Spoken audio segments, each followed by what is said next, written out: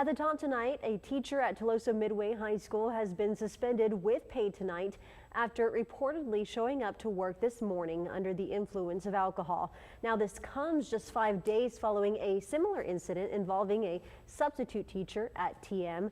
Tonight, our Bill Churchwell sat down with District Superintendent VanMatre as well as the president of our local AFT chapter about the incident. He joins us now with that report. Bill? Well, the superintendent is saying the situation was discovered when another educator smelled alcohol on the teacher, and it was addressed almost immediately after that educator in question arrived on campus.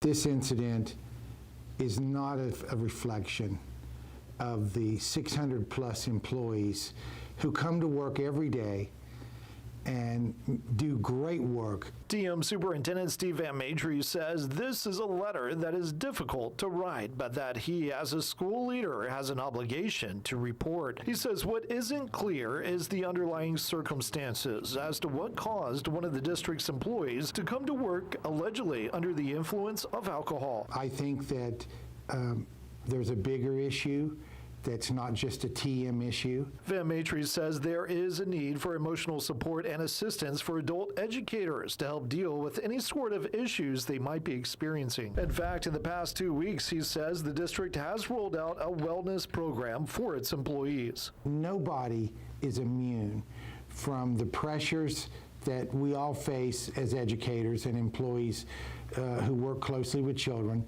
There's a significant amount of stress involved with that. I don't know the details of it, but I do know that it is symptomatic of what we're going through with our students and among the teaching profession. Nancy Vetta is the president of the local American Federation of Teachers chapter. She agrees more school districts need to adopt a wellness type program for its educators. There's a certain stress and a certain intensity that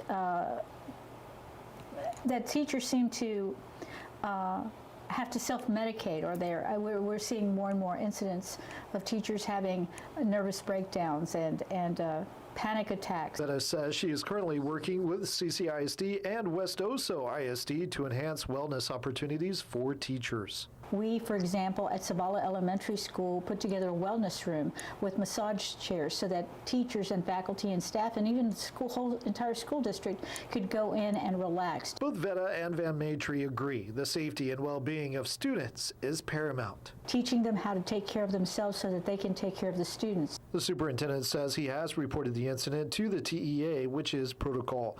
Bill Churchwell, 3 News. All right, Bill, thanks for that report.